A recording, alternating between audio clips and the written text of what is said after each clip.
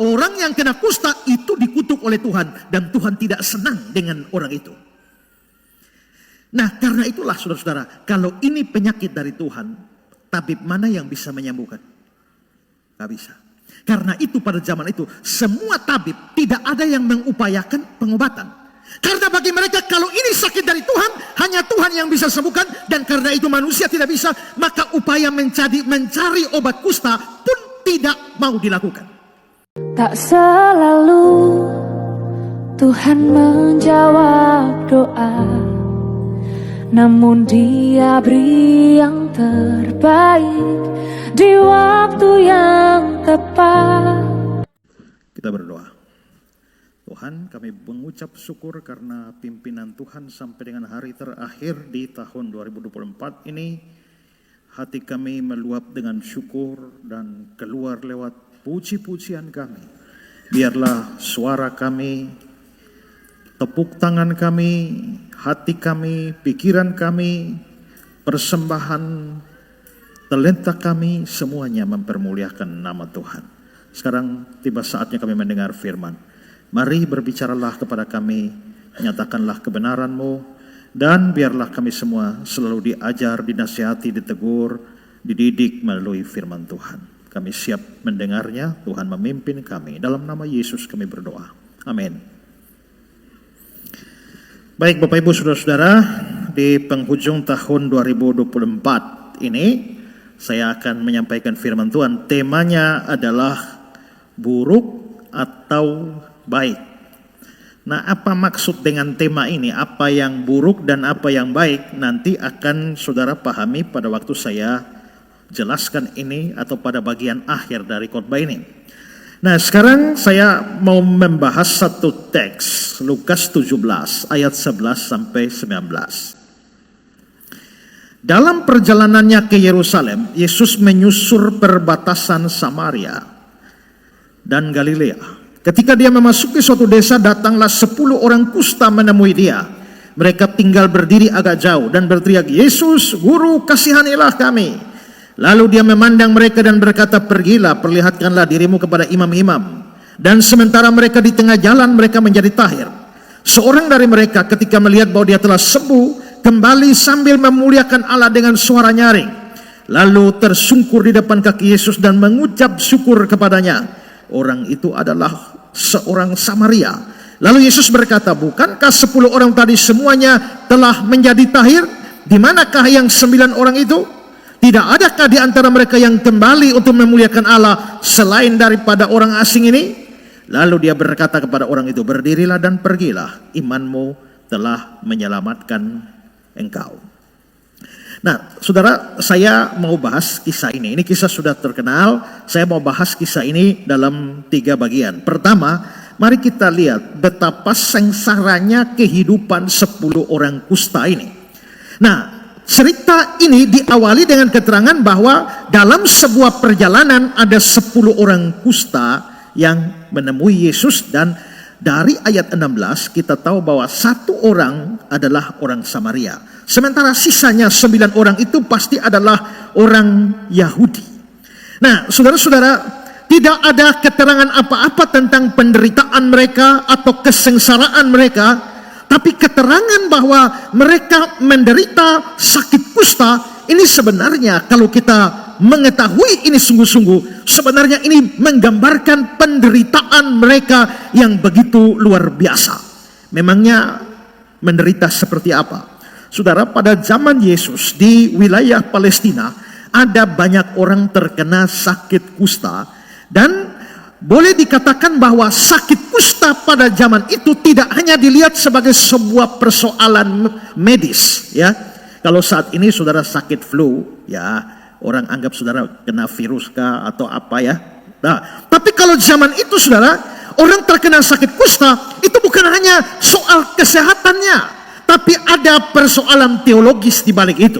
Maksudnya apa? Maksudnya orang yang sakit kusta itu biasa dianggap dia sementara mengalami kutukan dari Tuhan. Karena Tuhan kutuk dia, makanya dia kena sakit kusta. Matthew Henry bilang begini, kusta merupakan sebuah penyakit yang dianggap orang Yahudi sebagai hukuman atas dosa tertentu, dan terkena penyakit ini lebih dari penyakit lainnya diartikan sebagai tanda ketidaksenangan Allah. Jadi kalau saudara kena kusta, orang semua tahu Tuhan Allah lagi tidak senang sama dia. Kalau orang ini kena kusta, Tuhan tidak senang dengan dia.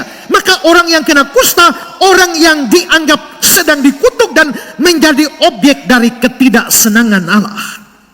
Mengapa sampai mereka anggap demikian? Karena di dalam Alkitab, khususnya Perjanjian Lama, beberapa kasus penderitaan sakit kusta yang besar itu terjadi setelah atau sebagai akibat dari Tuhan hukum.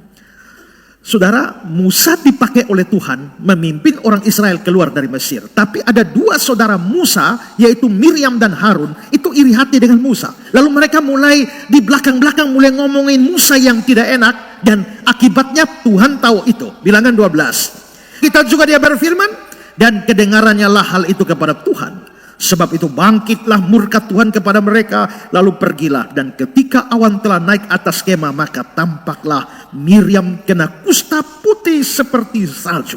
Berarti terkenanya kusta pada Miriam ini sebagai akibat dari hukuman Tuhan. Kusta adalah penyakit karena hukuman Tuhan. Saudara, Gehasi, pembantunya Elisa, itu juga pernah dihukum karena dia, waktu Naaman orang Aram itu datang, lalu Elisa menyembuhkan dia itu, lalu setelah itu dia pergi. Nah, dia mau kasih banyak beri pemberian, tapi Elisa menolaknya. Tapi rupanya pembantu Elisa itu menyayangkan, kenapa tidak ambil saja pemberiannya. Begitu Naaman pergi, langsung Gehasi mengejarnya. Ayat 21 dari 2 Raja-Raja. Lalu Gehasi mengejar Naaman dari belakang. Ketika Naaman melihat ada orang berlari-lari mengejarnya, turunlah ia dengan segera dari atasnya, mendapatkan dia dan berkata, "Selamat." Jawabnya, "Selamat. Tuanku Elisa menyuruh aku mengatakan." Padahal Elisa tidak ngomong apa-apa. Ya, "Tuanku Elisa menyuruh aku mengatakan, baru saja datang kepadaku 2 orang muda dari pegunungan Efraim, dari antara rombongan Nabi. Baiklah, berikan kepada mereka setelenta perak dan 2 potong pakaian." Naaman berkata, "Silakan, ambillah 2 talenta." Naaman mendesak dia dan membungkus 2 talenta perak dalam 2 pundi-pundi dan 2 potong pakaian. Baru saja Gehasi masuk dan tampil di depan tuannya, berkatalah Elisa padanya, "Dari mana Gehasi?" Jawabnya, "Hambamu ini tidak pergi kemana-mana." Tetapi kata Elisa padanya, "Bukankah hatiku ikut pergi ketika orang itu turun dari atas keretanya mendapatkan engkau? Maka sekarang engkau telah menerima perak itu, dengan itu dapat memperoleh kebun-kebun, kebun zaitun, kebun anggur, kambing domba, lembu sapi, budak-budak perempuan. Tetapi penyakit kusta Naaman akan melekat kepadamu dan kepada anak cucumu untuk selama-lamanya." Maka keluarlah Gehasi dari depannya dengan kusta putih seperti salju. Maka hukuman bagi Gehasi karena penipuan di belakang Elisa itu membuat dia kena kusta.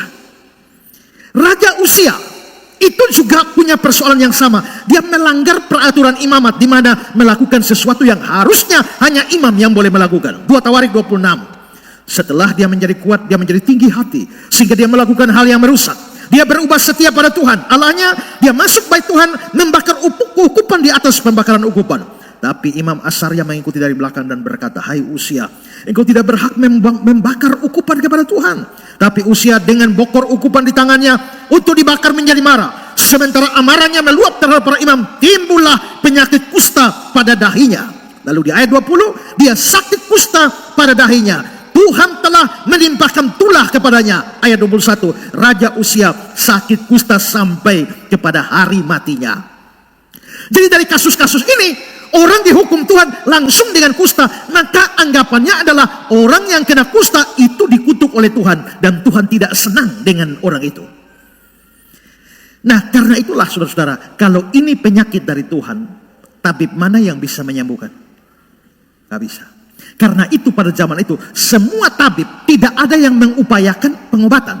Karena bagi mereka kalau ini sakit dari Tuhan, hanya Tuhan yang bisa sembuhkan, dan karena itu manusia tidak bisa, maka upaya mencari obat kusta pun tidak mau dilakukan. Nah, karena itu saudara-saudara, di sini saudara lihat ya, pada waktu perhatikan kata-kata Raja Israel ketika orang Aram mengirim utusan supaya kan Naaman ini dari luar negeri. Naaman orang Aram itu sakit kusta. Raja Aram kirim surat kepada Raja Israel supaya ditolong, disembuhkan. Lalu apa jawab Raja Israel? 2 Raja-Raja 5 ayat 7. Segera sesudah Raja Israel membaca surat itu, dikoyakkan pakaiannya serta berkata, Allahkah aku ini sehingga orang ini mengirim pesan padaku supaya ku sembuhkan seorang dari penyakit kustanya? Allahkah aku ini? Jadi pikiran mereka, yang bisa sembuhkan kusta itu hanya Allah. Yang bukan Allah tidak bisa. Ini penyakit dari surga nih. Dan ini penyakit yang mengerikan dan penderitanya itu sangat-sangat sengsara. Masterman bilang, tidak ada penyakit lain yang bisa mematikan manusia melalui penderitaan yang bertahun-tahun dan mengerikan seperti penyakit kusta. Nah, menderita sekali, sengsara sekali. Nah, semenderita apa? Sesengsara apa? Mereka mengalami 2 macam penderitaan. Pertama adalah penderitaan fisik. Saudara, penyakit kusta ini dalam penelitian modern itu disebabkan oleh sebuah bakteri yang namanya Microbacterium leprae, makanya disebut sebagai lepra juga, ya. Nah, kalau saudara lihat ini pakai mikroskop, ini adalah bakterinya. Nah, kalau orang terkena penyakit ini, gejala awalnya muncul bintil-bintil pada kulit, pada bagian-bagian tertentu dari si penderita. Kalau lihat gambar ini, saudara lihat ini, muncul bintil-bintil pada tubuhnya seperti itu. Dan bintil-bintil ini itu ada yang lebih terang, ada yang lebih gelap. Dia lebih gelap dari kulit sekitarnya. Dan pada bagian itu ada kerusakan saraf pada bagian-bagian itu. Nah, bintil-bintil ini makin lama makin banyak dan makin besar, lalu berisi nanah di dalamnya. Kalau lihat gambar ini, nah itu bintil-bintilnya makin besar, nah lalu mulai mengandung nanah. Dan lantas bintil-bintil ini pecah sehingga akhirnya area di sekitar itu terkena juga, sehingga makin lama itu makin besar. Kalau lihat gambar ini, saudara lihat di paha orang ini mulai membesar, itu bintil-bintilnya menjadi membesar semacam panu, ya. Nah, pada tahap ini terjadi penebalan kulit sehingga orang itu mati rasa. Jadi biarpun kalau saudara ditusuk-tusuk pun dia tidak rasa, karena mati rasa, dia kehilangan rasa sakit dan nyeri di situ. Maka seandainya di sini ada kusta itu dibakar pun dia tidak rasa. Lama kelamaan tubuh dari si penderita ini dipenuhi dengan bintil-bintil dan nanah-nanah yang sudah mengering itu memenuhi sampai pada taraf tertentu, modelnya kayak begini. Ini penuh dengan kusta. Saudara lihat aja, mungkin mengerikan ya. Sampai ada yang nggak mau lihat, tunduk aja. Ya, tapi kalau mengalaminya itu lebih parah. Bahkan ada kalanya bintil-bintil dengan nanah yang memenuhi seluruh penderita itu menjadi nampak sangat mengerikan, sangat menakutkan. Coba lihat pundaknya orang ini, ya, belakangnya orang ini. Ini sangat mengerikan sakit ini. Dan saudara-saudara, kusta ini atau bakteri ini menyerang juga di bagian tangan dan kaki. Pada waktu dia menyerang sampai membuat luka-luka itu dengan lubang yang sangat dalam dan sangat menganga. Coba lihat beberapa gambar ini. Itu sampai hancur seperti itu. Bagian wajah pun tidak ketinggalan. Penyakit ini sampai merontokkan alis. Jadi saudara tidak perlu cukur alis lagi, ya. Dia otomatis tercukur sendiri, ya. Bulu mata juga itu bisa habis dan menghasilkan luka-luka yang memenuhi wajah si penderita. Saudara lihat beberapa wajah orang yang kena kusta ini, ya.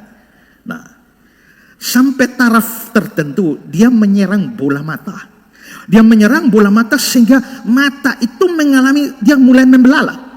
Ya, mulai membelalak, bahkan bisa sampai tertutup seluruh matanya. Coba lihat ini beberapa gejala mata yang terkena kusta ini, ya. Dan ini menyebabkan penampilan si penderita kusta itu bisa sangat mengerikan. Lihat dua wajah ini. Dalam keadaan semacam ini ada orang yang sangat menakutkan bagi orang lain sehingga terpaksa mereka perban seluruh wajahnya seperti gambar ini. Itu diperban seluruh wajahnya supaya tidak menjadi ketakutan bagi orang. Nah, penyakit ini juga seperti saya bilang tadi menyerang sistem saraf dan itu menyebabkan hilangnya daya rasa pada otot-otot semua dan itu membuat semua jari-jarinya itu mulai mengencang dan tidak bisa dilonggarkan lagi. Jadi dia tetap begini. Ada orang yang kena kusta dalam keadaan begini, waktu dia begini itu langsung menegang dan tidak bisa dilepas. Maka dia terus begini. Ya, kalau saudara lihat gambar ini saudara lihat jarinya menjadi kaku dan tidak bisa dikembalikan, dikendorkan lagi. Dan dalam tahap selanjutnya dia mulai putus dari ruas demi ruas. Jadi ini jari dia putus dari sini. Habis itu dari sini. Habis itu dari sini. Lalu sini, lalu bisa sini, bisa sini. Maka paling parah itu tinggal badan, tinggal ini saja. Jari-jari habis semua. Lihat gambar ini, orang-orang ini habis jarinya, copot. Dan saudara-saudara, dia bakteri ini menyerang pita suara sampai bikin suara orang itu menjadi napasnya terengah-engah dan paruh. Nah, saudara bayangkan kalau saudara bertemu model semacam ini di tengah jalan, ya, saudara mungkin ini pikir ada jerangkong hidup kah atau apakah? Ini betul-betul mengerikan dan mereka mengalami ini itu bisa dalam waktu yang sangat lama, biasanya antara 9 sampai 10 tahun dan makin drop kondisinya dan pada akhirnya mati. Nah, itu orang kena kusta seperti itu. Jadi saudara, kita tidak diberitahu bagaimana penderitaan mereka, tapi keterangan Alkitab bahwa mereka kena kusta itu saja sudah gambaran betapa menderitanya mereka. Tapi penderitaan fisik itu belum seberapa. Penderitaan kedua itu adalah penderitaan psikis. Nah saudara, saya bilang tadi penyakit ini dianggap penyakit kutukan, objek ketidaksenangan Allah. Dan di dalam perjanjian lama itu dibikin aturan di mana begitu mereka terkena kusta, misalnya bapak terkena kusta, begitu dipastikan bapak kena kusta, langsung tinggalkan anak istri cucu semua, langsung pergi ke tinggal di pinggir kampung sana dan tidak boleh campur, dia langsung diisolasi dari masyarakat. Dan saudara-saudara, orang kusta itu tidak boleh potong rambut, harus rambutnya panjang dan dia harus mengurai rambutnya ke depan. Dia harus mengurai rambut ke depan dan dia harus tutup mukanya. Lalu setiap kali ketemu orang harus teriak. Maka misalnya saya sakit kusta, saya sudah tutup begini dengan rambut, tiba-tiba bapak ketemu bapak, saya langsung lihat bapak, saya teriak, najis, najis, najis. Maksudnya apa saya teriak? Supaya bapak jangan mendekat. Karena sampai bapak menyentuh saya atau terlalu dekat dengan saya, bapak ikut najis. Maka dia harus berteriak seperti itu. Imamat pasal 13. Maka orang itu sakit kusta, dia najis. Dan imam harus menyatakan dia najis karena penyakit yang di kepalanya itu. Orang yang sakit kusta harus berpakaian cabik-cabik, rambutnya terurai. Lagi dia harus menutupi mukanya sambil berseru najis, najis. Selama ia kena penyakit dia tetap najis. Memang dia najis, dia harus tinggal terasing. Maka dia langsung kehilangan seluruh relasi dia dengan orang-orang dekatnya. Dan karena itulah itulah sebabnya Yesus ketemu mereka di pinggiran kampung.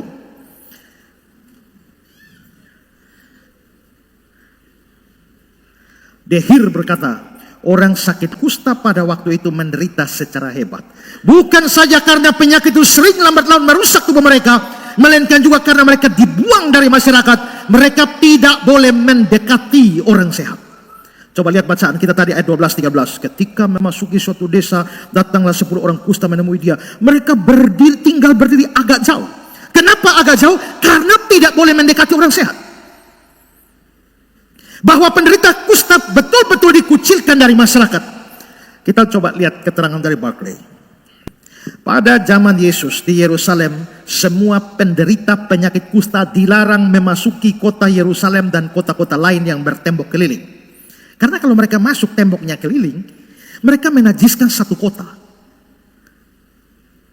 Kalau temboknya tinggi, coba, kalau temboknya tinggi semacam ini, orang kusta di sini, angin tiup dari sini, kan anginnya tidak membawa ke sana, dibatasi tembok, maka satu kota ikut najis. Makanya orang kusta tidak boleh masuk kota.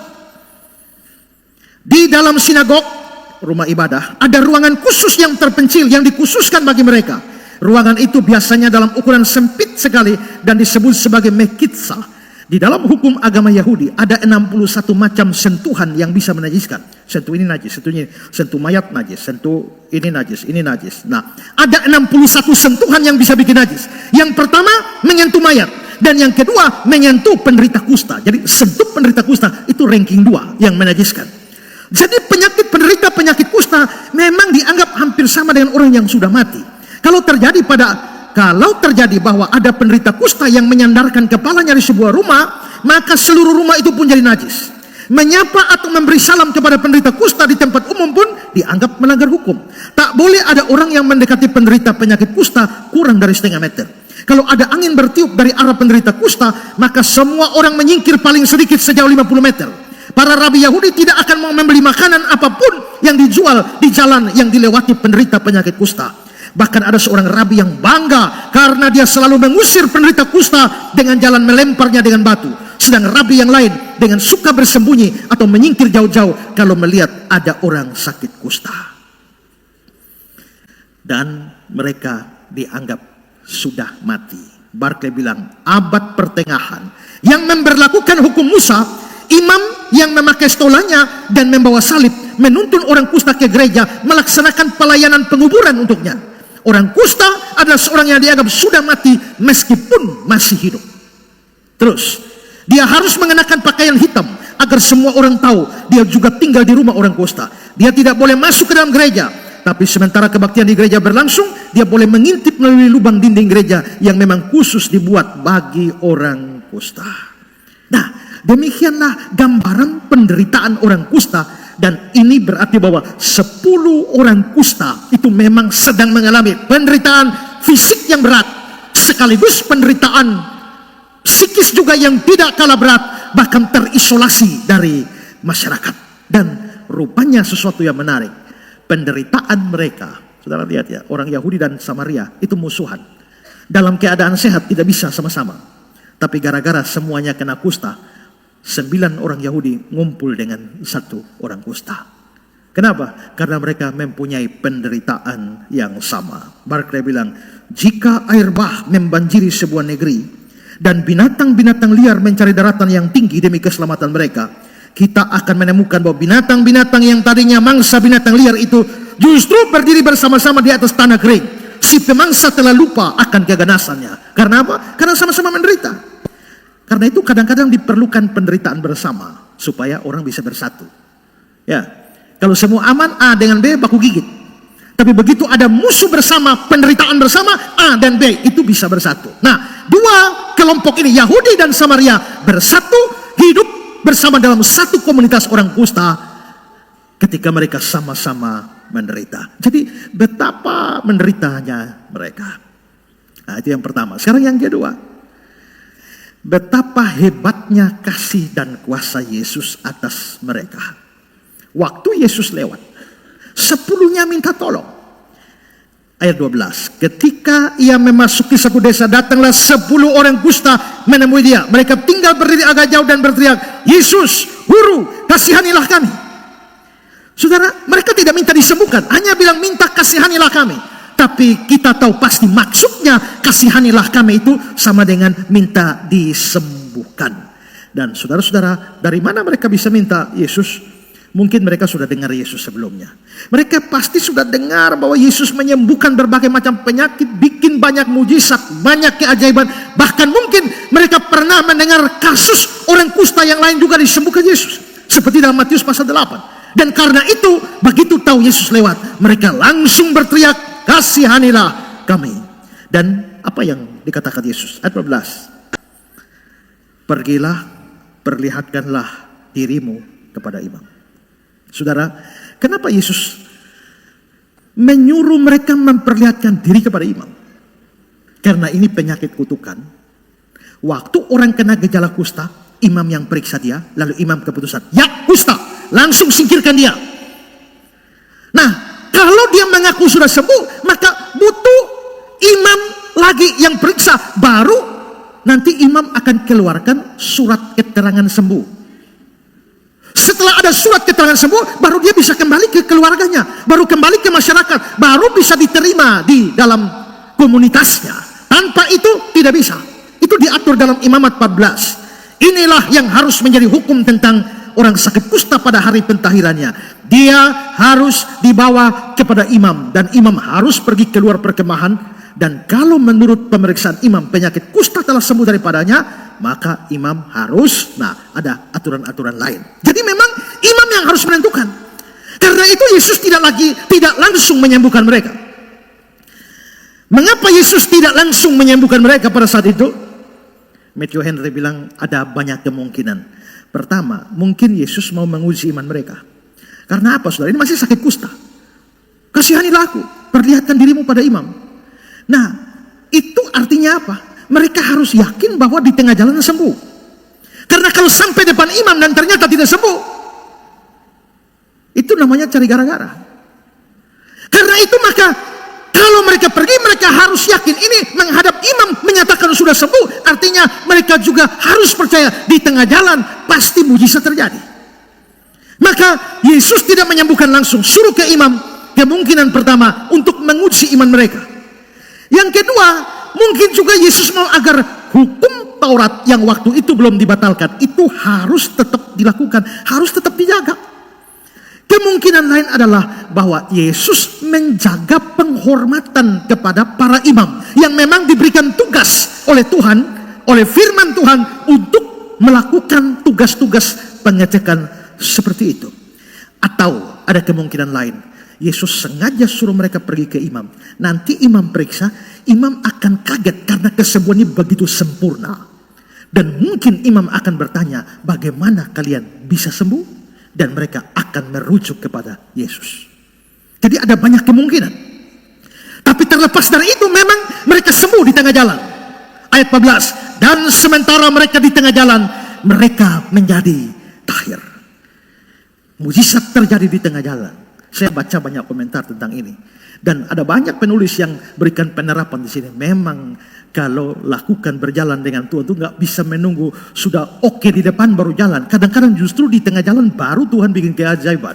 Lalu seorang mulai bersaksi, menulis bahwa dia bilang, kalau ada proyek pekerjaan Tuhan, tunggu uangnya full baru kerja, nanti gak jalan-jalan. Jalan dulu, nanti di tengah jalan baru Tuhan kasih uang. Banyak kali mujizat terjadi justru ketika kita mulai berjalan dengan iman. Nah, saudara-saudara, terlepas dari semua itu sebenarnya dalam kasus ini kita bisa melihat mereka tadi sangat menderita, sangat sengsara. Tapi ternyata kasih Tuhan kepada mereka juga sangat besar. Kuasa Tuhan pada mereka juga sangat besar. Pertama-tama, Dia mengasihi mereka. Walaupun mereka dianggap najis oleh masyarakat, terpisah dari masyarakat. Tapi waktu mereka datang menemui Yesus, Yesus tidak menolak mereka.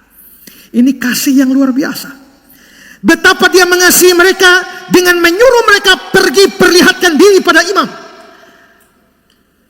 Supaya apa? Supaya mereka bisa mendapatkan surat keterangan yang membuat mereka bisa kembali ke keluarga mereka dan komunitas mereka. Betapa Dia mengasihi mereka sehingga Dia tidak memandang ini orang Yahudi atau orang Samaria. 10-10-nya disembuhkannya. Betapa besar kuasanya. Karena apa? Karena itu berarti bahwa Dia dari sisi Yesus, Dia membuat mujizat dari jarak jauh. Saudara, banyak kasus Yesus menyembuhkan dengan menyentuh. Tapi beberapa kasus, salah satunya ini, Yesus menyembuhkan dari jarak jauh. Saudara, lihat juga kasus lain. Ketika Yesus menyembuhkan hamba perwira di Kapernaum, di Matius 8. Ketika Yesus masuk ke Kapernaum, datanglah seorang perwira mendapatkan Dia, memohon padanya, Tuhan, hambaku terbaring di rumah karena sakit lumpuh, sangat menderita. Yesus berkata kepadanya, aku akan datang menyembuhkan. Tapi jawab perwira itu kepadanya, Tuhan, aku tidak layak menerima Tuhan dalam rumahku. Katakan saja sepatah kata, maka hambaku akan sembuh. Lalu Yesus berkata pada perwira itu, pulanglah, jadilah kepadamu seperti engkau percaya. Maka pada saat itu jugalah sembuh hambanya. Berarti Yesus menyembuhkan jarak jauh. Jarak tidak membatasi kuasanya. Sama juga ketika Dia menyembuhkan anak pegawai istana di Kapernaum. Yohanes pasal 4. Dan di Kapernaum ada seorang pegawai istana, anaknya sedang sakit. Ketika dia mendengar bahwa Yesus telah datang di Yudea dan Galilea, pergilah ia kepadanya lalu meminta supaya datang dan menyembuhkan anaknya, sebab anaknya hampir mati. Maka kata Yesus kepadanya, jika kamu tidak melihat tanda dan mujizat, kamu tidak percaya. Pegawai istana itu berkata kepadanya, Tuhan, datanglah sebelum anakku mati. Kata Yesus kepadanya, pergilah, anakmu hidup. Orang itu percaya dan akan perkataan yang dikatakan Yesus padanya, lalu pergi. Ketika dia masih di tengah jalan, hamba-hamba telah datang kepadanya dengan kabar bahwa anaknya hidup.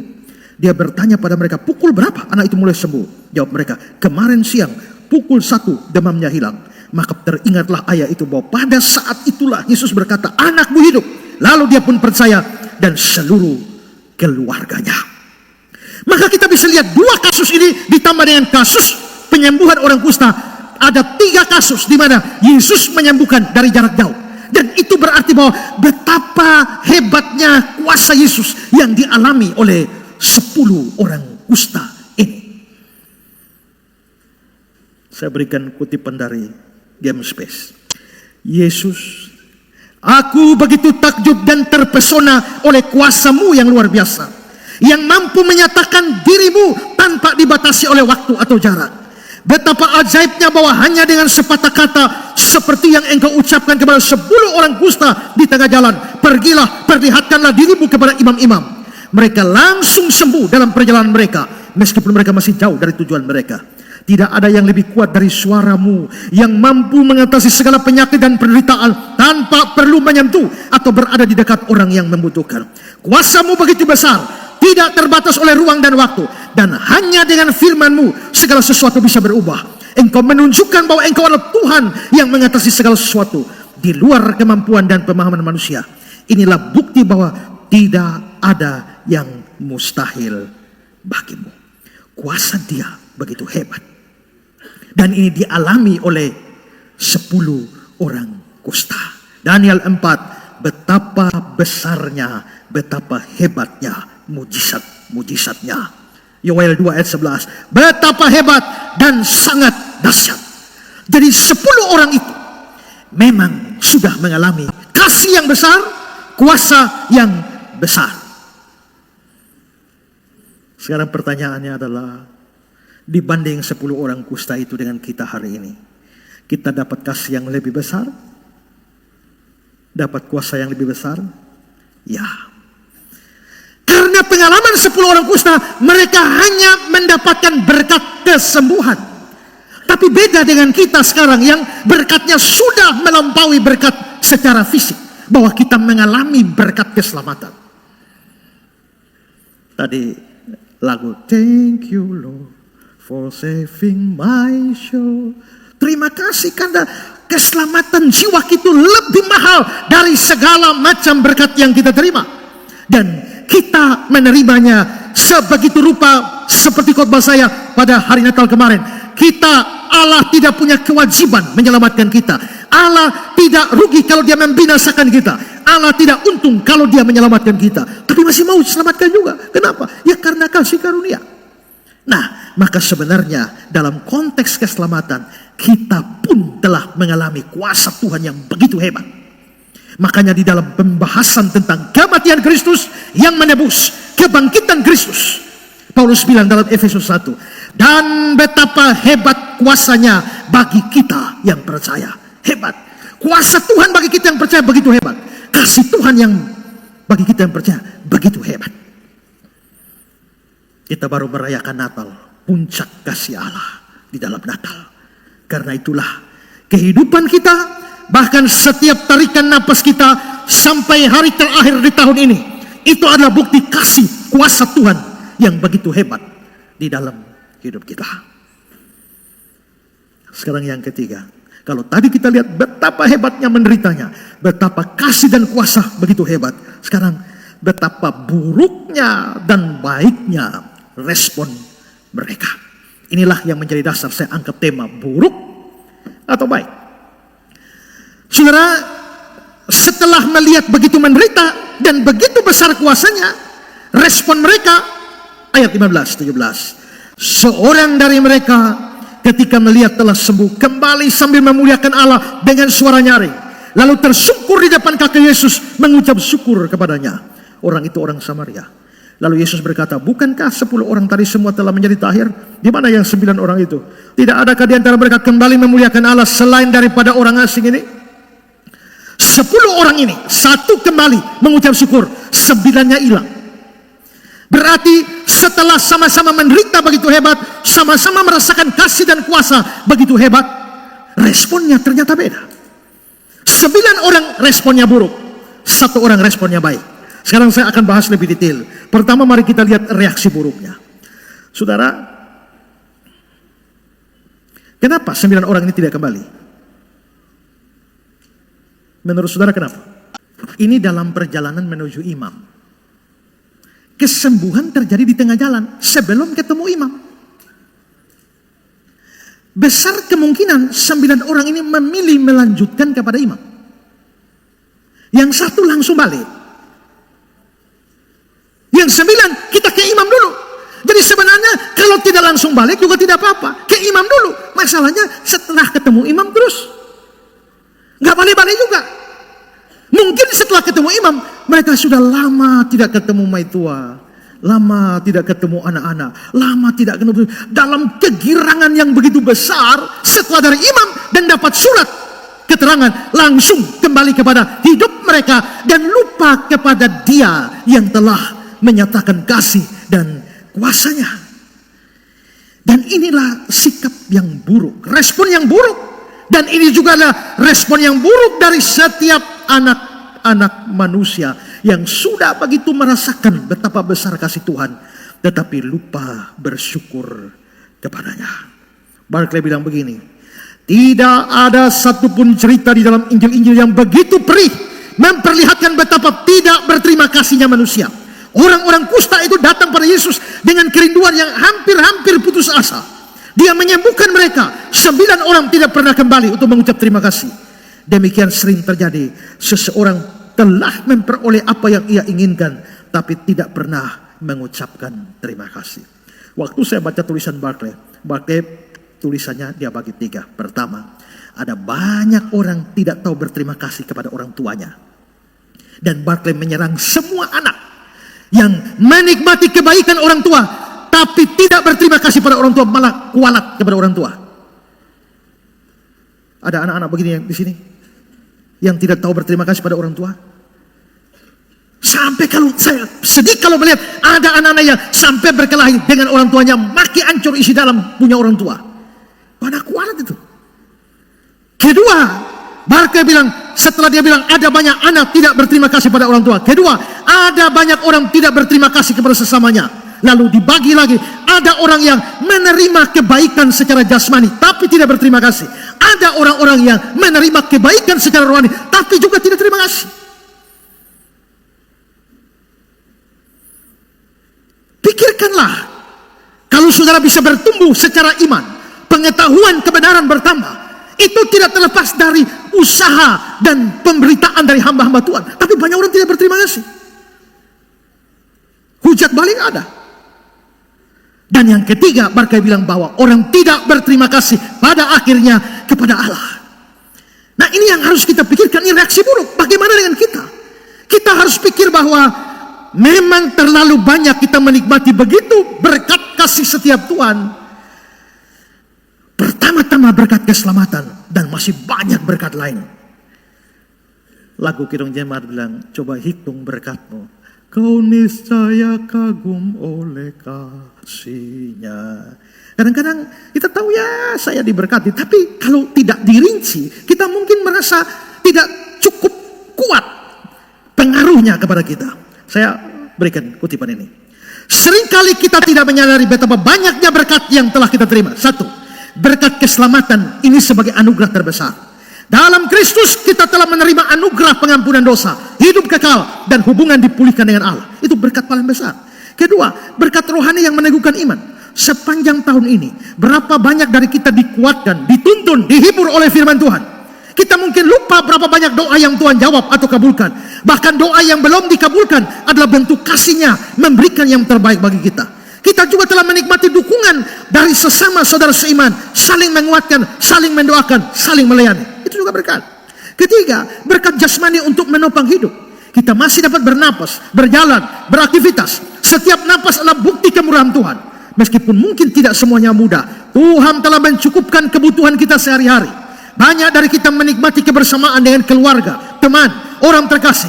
Ini berkat yang tak ternilai harganya. Keempat, berkat perlindungan di tengah tantangan. Sepanjang tahun ini, kita mungkin menghadapi badai kehidupan. Tapi bukankah Tuhan tetap setia? Dia melindungi kita dari bahaya yang kita sadari maupun tidak sadari. Yang kita sadari maupun tidak sadari. Dan ini yang seperti saya khotbah tahun lalu tuh, 31 Desember. Ada banyak hal yang kita tidak sadari. Tapi kalau Tuhan tidak jaga, mati kita. Karena apa? Ya karena kita bisa saya lihat peredaran planet-planet dan sebagainya, ini bumi kalau putar, kalau bumi sampai putar agak lambat, bahaya kita. Bumi dengan bulan itu jaraknya 1,3 detik saja kalau di tahun cahaya. Tapi sampai kalau bulan turun sedikit, maka tsunami 2 kali sehari, pagi dan malam. Dan saudara bayangkan bahwa kita tidak pernah membayangkan itu, tapi Tuhan jaga sedemikian rupa. Kelima, berkat kecil yang sering terlupakan, seperti matahari yang terbit setiap pagi, hujan menyegarkan bumi, keindahan alam yang menenangkan jiwa, senyuman dari orang yang kita kasihi, makanan yang kita nikmati. Sayangnya, banyak kita seperti 9 orang ini. Saya waktu duduk mikir, kenapa ya ini cerita ini? Mungkin lebih bagus kalau ceritanya ini setelah disebutkan 5 orang kembali berterima kasih, 5 orang tidak balik. Kan pas, 50-50. Tapi ternyata pembagiannya 9 orang tidak kembali, hanya 1 orang yang kembali. Mungkin itu mau menunjukkan bahwa di dunia ini yang tidak tahu berterima kasih itu lebih banyak daripada yang berterima kasih. Yang tidak tahu bersyukur itu lebih banyak daripada yang tahu bersyukur. Dan memang kenyataannya demikian. Kita menikmati segala berkat, tapi selalu ada jumlah yang besar yang tidak tahu bersyukur. Charles Kingsley, 9 orang itu adalah orang-orang yang sama seperti kita. Dan apa yang mereka perbuat, mungkin juga kita perbuat jika kita berada di pihak mereka. Dan saya sangat khawatir bahwa ketika Alkitab mengatakan ada 9 dari 10 orang kusta yang tidak tahu berterima kasih pada Allah, Alkitab juga mengatakan bahwa 9 dari 10 orang di antara kita tidak tahu berterima kasih. Banyak sekali ya reaksi yang buruk. Di malam akhir tahun adalah momen untuk koreksi diri. Berapa banyak yang sudah kita nikmati 1 tahun ini, dan apakah kita bereaksi buruk seperti 9 orang ini? Yang kedua, reaksi baik. Menarik, yang bereaksi baik justru orang Samaria. Ayat 16, orang ini adalah orang Samaria. Di ayat 18, Yesus menyebutnya sebagai orang asing ini, allogenes, orang dari ras asing. Orang Yahudi paling benci orang Samaria, dan menurut mereka orang Samaria dikelompokkan dengan orang kafir. Tapi mereka adalah orang beragama. Tapi anehnya, justru orang yang dianggap orang kafir ini yang tahu berterima kasih. Mereka memandang hina orang Samaria, tapi justru yang dipandang hina ini yang tahu berterima kasih. Albert Barnes bilang mereka menganggap orang Samaria sebagai orang yang sangat jahat, dan diri mereka sendiri sebagai orang yang sangat kudus. Tapi anehnya orang yang sangat kudus ini tidak tahu berterima kasih. Lalu dia lakukan apa? Perhatikan ayat 15. Sambil memuliakan Allah dengan suara nyaring, dia tersungkur di depan kaki Yesus, mengucap syukur kepadanya. Jadi dia memuliakan, dia mengucap syukur. Tapi ada 2 sikap yang menarik, yaitu yang pertama dengan suara nyaring, yang kedua dengan tersungkur. Saudara, kata suara nyaring, pones megales. Pones, dari situ kata pon, telepon, suara. Megales, mega itu besar. Maka dengan suara yang besar, banyak penafsir memperhatikan ini, ada pones megales, dengan suara yang nyaring dia bicara puji Tuhan. Ini diidentikan, disetarakan dengan suara nyaring waktu dia belum sakit, belum sembuh. Najis, najis, najis. Rupanya waktu sakit dia harus bersuara keras, najis, najis, najis. Lalu sekarang sudah sembuh, mengapa teriakannya lebih lemah daripada teriakan waktu belum sembuh? Karena itulah dia bersuara dengan suara yang sangat keras. Dan ada penafsir lain mengatakan bahwa mungkin ada orang lain di sekitar Yesus. Dia bersuara keras dengan tujuan supaya lingkungan sekitar situ tahu bahwa penyebab dia sudah sembuh adalah Yesus dan bukan orang lain. Dan yang kedua adalah dia tersungkur, dan ini bentuk perendahan diri, menyembah. Dan kelihatannya saudara, dia yakin bahwa Yesus adalah Mesias. Nanti sebentar akan saya jelaskan. Tapi sekali lagi, ini reaksi yang baik, yang seharusnya memang merupakan reaksi kita. Seperti yang sudah saya katakan tadi, bahwa orang ini kembali mengucap syukur. Ini menyatakan kebenaran bahwa ada lebih sedikit orang, karena hanya 1 orang yang tahu berterima kasih. John Gill bilang, hanya sedikit orang yang memiliki roh Yakub, yang menganggap diri mereka tidak layak menerima belas kasihan yang terkecil. Dan dengan sepenuh hati berterima kasih untuk setiap kebaikan. Dan inilah yang dilakukan orang kusta itu ketika dia menyadari telah disembuhkan. John Gill mengatakan hanya sedikit orang yang punya roh Yakub. Memangnya roh Yakub itu apa? Roh yang tahu diri dan tahu berterima kasih. John Gill itu mengarah kepada kitab Kejadian. Sekarang kita lihat tentang Yakub. Kejadian 28. Lalu bernasarlah Yakub, jika Allah akan menyertai dan akan melindungi aku di jalan yang kutempuh ini, memberikan kepadaku roti untuk dimakan, pakaian untuk dipakai, sehingga aku selamat kembali ke rumah ayahku, maka Tuhan akan menjadi Allahku, dan batu yang kudirikan sebagai tugu ini akan menjadi rumah Allah. Dari segala sesuatu yang engkau berikan kepadaku, akan selalu kupersembahkan 1/10 kepadamu. Ini belum aturan Musa, persepuluhan paling awal dari Abraham dan juga dari Yakub. Dari semua yang Tuhan berikan padaku akan kupersembahkan 10%. Hari ini ada banyak orang berdebat tentang persembahan persepuluhan masih berlaku atau tidak. Tapi saya sudah bahas berapa seri panjang lebar di Jakarta menunjukkan bahwa persembahan ini masih tetap berlaku.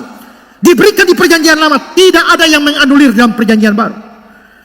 Nah, tapi rupanya awal ini Yakub melakukan itu bukan karena tuntutan hukum, karena tuntutan hukum baru zaman Musa. Tapi Yakub inisiatif sendiri. Tuhan sudah kasih saya makan, sudah kasih saya pakaian, dari semua yang ku dapat, ku kasih 10% sebagai ungkapan syukur dia. Inilah roh Yakub. Kejadian 32. Sekali-kali aku tidak layak menerima segala kasih dan kesetiaan yang engkau tunjukkan kepada hambamu ini. Sebab aku membawa hanya tongkatku ini waktu aku menyeberang sungai Yordan. Tapi sekarang telah menjadi 2 pasukan. Dia sadar waktu dia lari dari rumah bapaknya hanya tongkat saja. Tapi sekarang sudah punya banyak hal. Dan dia rasa tidak layak. Dan karena itu dia datang berterima kasih. Saudara-saudara, ada satu kisah nyata di Inggris. Ada pengemis di jalan yang sakit. Dan dia taruh kotak sumbangan. Setiap hari dia duduk di situ dan orang-orang datang dan kasih sumbangan. Dan orang-orang itu ramah, beberapa orang begitu ramah kepada dia. Bukan hanya kasih sumbangan, tapi kadang-kadang ada yang masih bertanya, apa kabarmu hari ini? Ya. Nah, maka mereka ada sejumlah orang yang baik kepada dia. Dia lama sekali mengemis di situ. Dan saudara, satu hari orang-orang yang biasa lewat situ heran, pengemis itu sudah hilang, tidak ada lagi di situ. Dan mereka heran, di mana dia? Jangan-jangan sudah mati. Tapi saudara, beberapa bulan kemudian pengemis itu kembali di situ. Yang beda adalah dia tetap duduk di tempat yang sama, hanya kotak sumbangan tidak ada lagi. Sebagai gantinya ada satu kotak di sebelahnya. Dan ada orang yang datang, yang kenal sama dia, datang dan menyapa dia dan mau kasih persembahan, mau kasih sumbangan untuk dia, tapi tidak ada kotak lagi. Mana kotaknya? Dan dia bilang, tidak. Aku datang ke tempat yang sama bukan untuk mengemis lagi. Dulu aku duduk di sini dan mengemis. Tapi sekarang keadaanku sudah baik. Tapi kalau sudah baik, kenapa aku kembali duduk ke sini? Supaya bertemu dengan kalian orang-orang baik. Dan dari uang hasil kerjaku, aku membeli beberapa dos donat. Dan inilah dosnya. Dan ini sebagai terima kasih saya kepada kalian yang pernah memberi kepadaku waktu aku jadi pengemis. Ini kisah nyata. Saudara, inilah orang-orang yang tahu berterima kasih. Momen akhir tahun ini kita harus refleksi diri. Seperti kata Barclay tadi, bukan hanya kepada Tuhan, tapi kepada anak-anak, kepada orang tua. Tapi juga kepada sesama. Berbagai macam kebaikan yang kita terima secara jasmani maupun secara rohani. Dan pada akhirnya kepada Tuhan. Henry bilang, perhatikan berkat-berkat sementara yang kita peroleh di dunia ini akan dilipat gandakan dan terasa manis bagi kita bila didapatkan melalui doa penuh iman dan disyukuri dengan puji-pujian yang penuh iman. Sekarang saudara, begitu dia bersyukur, Tuhan Yesus bilang apa? Ayat 19. Berdirilah, pergilah, imanmu telah menyelamatkan engkau. Saudara, iman macam apa? Bahwa dia datang bersyukur dan tersungkur, besar kemungkinan mulai ada benih iman di hatinya, yang mana dia pasti menganggap bahwa orang ini bukan orang biasa. Ingat, waktu itu orang menganggap penyakit kusta tidak bisa disembuhkan manusia. Kalau sampai ada yang menyembuhkan, itu Tuhan. Dan sekarang orang ini bisa sembuhkan dan jalan jauh. Siapa orang ini? Ini bukan orang sembarang.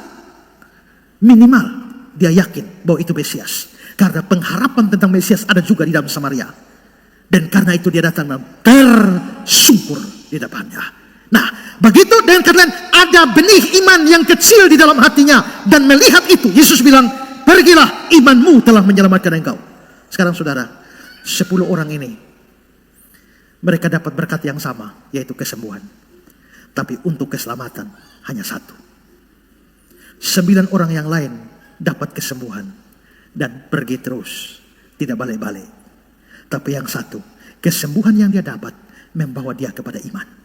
Sebenarnya tujuan Tuhan kasih mujizat dan berkat itu untuk orang dibawa kepada dirinya. Coba, waktu dia menyembuhkan orang buta, habis itu selesai tidak? Waktu orang buta melihat, langsung dia bilang, akulah terang dunia. Dari buta kepada terang. Waktu dia bikin mujizat 5 roti dan 2 ikan, lari kemana? Akulah roti hidup. Waktu dia membangkitkan orang mati, larinya kemana? Akulah kebangkitan dan hidup. Waktu dia menyembuhkan orang di rumah mertua Petrus, lalu lari kemana? Oleh bilur-bilurnya kamu disembuhkan. Dikutip dari Yesaya 53. Bilurnya kesembuhan rohani. Kalau begitu tujuan Tuhan kasih berkat, kasih mujizat, kasih keajaiban. Itu supaya orang sampai mengenal dia. Kalau sampai saudara hanya terima mujizat dan berkat, tidak sampai kepada dia, ada yang salah. Dan orang Samaria ini sampai pada titik itu. Dia dapat 2, kesembuhan dan keselamatan. 9 orang hanya kesembuhan dan selesai di situ. Ada reaksi yang buruk dan reaksi yang baik. Buruk atau baik. Kiranya kita pikirkan ini. Hari ini mari kita bersyukur. Tapi setelah ini pikirkanlah orang-orang baik yang Tuhan hadirkan dalam hidupmu. Dan berterima kasihlah kepada mereka. Karena hidupmu sampai hari ini karena Tuhan. Hidupmu sampai hari ini karena ada peranan orang-orang baik itu dalam hidupmu. Saya berharap malam ini sebelum tutup tahun, saudara ingat orang-orang baik dalam hidup saudara dan WA. Om, sebelum tahun 2024 berlalu, saya mau minta terima kasih. Tante, Bapak, Mama. Kalau tadi WL suruh saudara salaman 50 orang, saya hanya minta saudara kirim WA ke 10 orang yang berjasa dalam hidup saudara. Selain syukur kepada Tuhan. Tuhan memberkati kita. Amin. Tak selalu Tuhan menjawab doa, namun Dia beri yang terbaik di waktu yang tepat.